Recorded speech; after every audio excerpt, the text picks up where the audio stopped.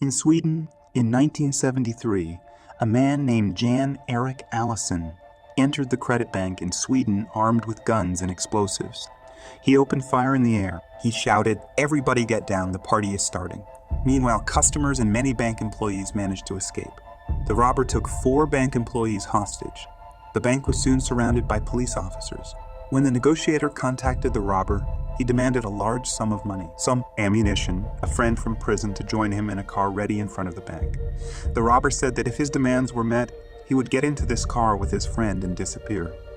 The police indeed took his friend, who was a convict at the time, outside and brought him to the bank. A car was left in front of the bank for them. They handed over the money to the robbers, but the robber could not escape with the money and his friend, because at that time the police had the bank surrounded and they didn't want to lift the siege. This went on for a while, and finally the police made a hole in the ceiling of the bank, and the 2 robbers thought that the police were going to put in a narcotic gas, and they were right.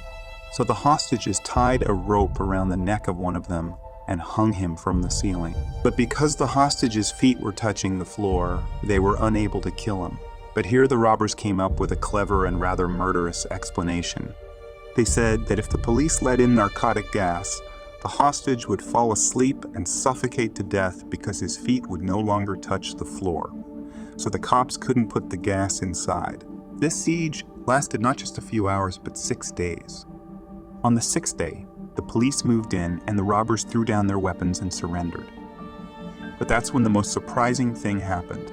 The hostages threw themselves in front of the robbers and took cover against the police. They tried to prevent the police from shooting the robbers, all the while shouting, "Don't shoot them." After the robbers were arrested, strange information continued to come in. It was learned that one of the hostages, Elizabeth Smart, had a chance to escape at some point during the siege, but chose not to. Even more interestingly, even after these events were over, the hostages continued to support the robbers. The hostages refrained from testifying against the robbers in court. They even collected money among themselves to help them pay for their court costs. Even after the robbers were sent to prison, the hostages often visited them in jail. Speaking to a History Channel documentary years after the robbery, one of the hostages said, "The robber said he wasn't going to kill me, just shoot me in the leg. I thought what a kind and thoughtful person he was." This story is just one of hundreds of stories like this one. We call this phenomenon Stockholm Syndrome.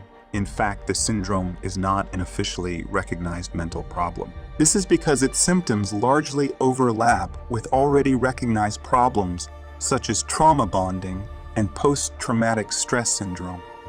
But FBI statistics show that at least 5% of victims have formed a bond with criminals in the way I described in this story. To date, this kind of counterintuitive bonding has been observed not only between hostages and captives, but also between prisoners in concentration camps, soldiers and guards, members of cults and sects against their leaders, prostitutes against their leaders, prostitutes against their leaders, victims of incest against their pimps, battered women against their husbands, against their parents.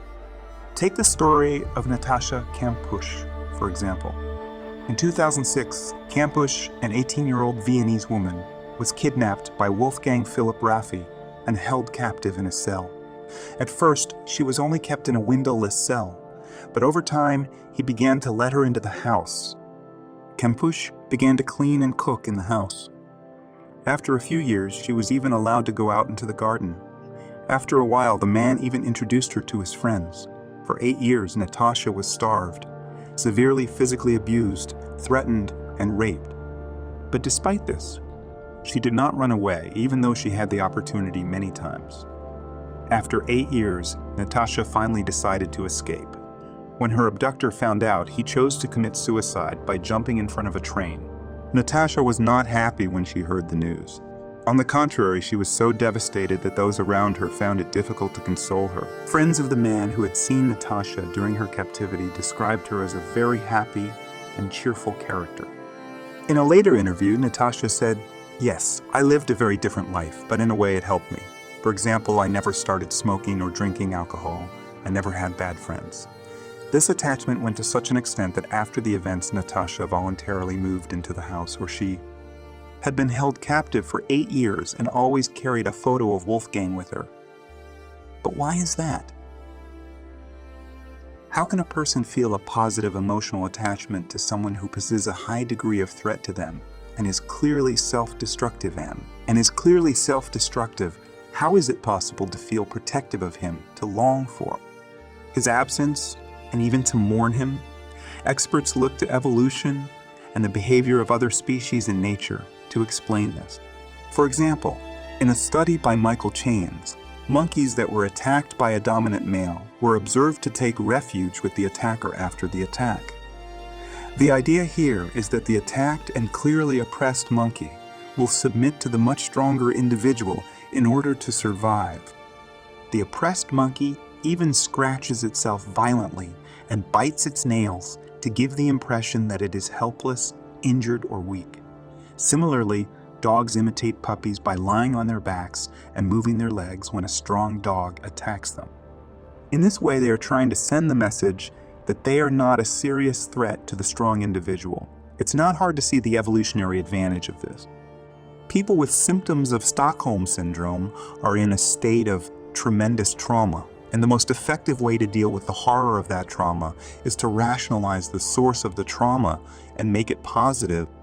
It can be seen as an extreme adaptation of the 3 most basic animal responses of freeze, flee, or fight. Far from choosing to freeze, flee, or fight, the victim increases the likelihood of survival by exhibiting behaviors that satisfy the threat factor. In fact, it is possible to see the same thing on a social scale. When a society or a subgroup is oppressed by a person or another society, instead of fighting or avoiding them, they may exhibit behaviors that satisfy them or even imitate them. The pressure this oppressor exerts on the oppressed is so strong that the oppressed may choose to see the oppressor as a hero rather than a monster. Such a transformation may seem incredible to you, but people's reactions to extraordinary situations can also be truly extraordinary. There are many studies that show how traumatic events can drastically change people's perspective on a situation whose reality is self-evident. Take, for example, the work done by Spice Art. In 2002, the Moscow theater was raided by 50 armed Chechen militants who took the occupants hostage. In fact, 130 hostages, and all the attackers were killed in the ensuing gunfight. In interviews with those who witnessed these events, some of the witnesses did not perceive it as a terrorist attack, but as an artistic spectacle, even though people were being killed in front of their eyes. In other words, people try to normalize those who created those conditions by reframing their experiences under conditions of severe stress. Their perspectives also change within this new conceptual framework. This is especially the case when victims feel that they cannot escape their situation. Instead of running away or fighting, they cling to the power that is visible and seems to be capable. This syndrome, which includes learned helplessness, is known as the Stockholm syndrome because of what happened in the bank siege he described at the beginning. Much research has been conducted on the subject, but it is still not enough to fully understand the syndrome. More work needs to be done. For example, a year after the siege of Stockholm, Patty Hearst, the daughter of a wealthy family in the United States, was kidnapped by a group calling themselves the Symbionese Liberation Army. They kept her locked in a tiny light-proof closet, threatened her with death, and raped her repeatedly, only for a few days as a reward. They left the closet doors slightly open to let her breathe. Patty Hearst lived in that closet for 2 months.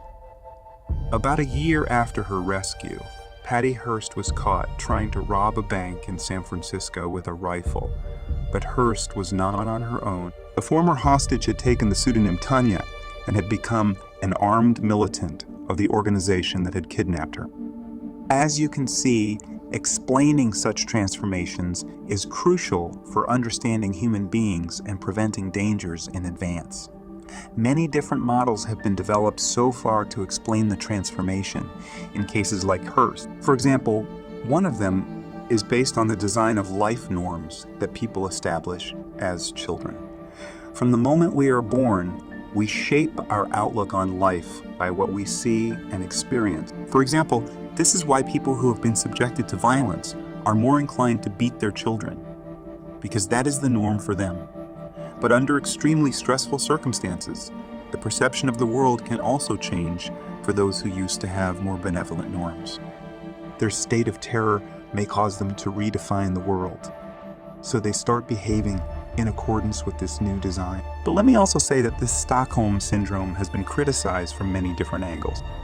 Aside from the criticism that it is not a real syndrome, some authors say that the syndrome was invented to emphasize the weakness of the victims, who are usually women or minorities, that it has no real diagnostic criteria, that it is often the media that diagnoses Stockholm syndrome cases, not psychologists or psychiatrists. So if it is a real syndrome, it is not yet a generally accepted psychological problem. But if it is real, it seems that victims under extreme stress and pressure go beyond flight or fight. They change their perspective to adapt to the violent element. When faced with a situation, threat, or violence they cannot cope with, dogs lie on their backs and shake their legs, monkeys bite their nails, and humans bow and kneel. Recognizing this is the first step to breaking this cycle. Thank you very much indeed for watching this far. If you think our Oddwise channel has added value to your life, don't forget to subscribe and support us by turning on your notifications so we can do more. See you in the next video. Bye.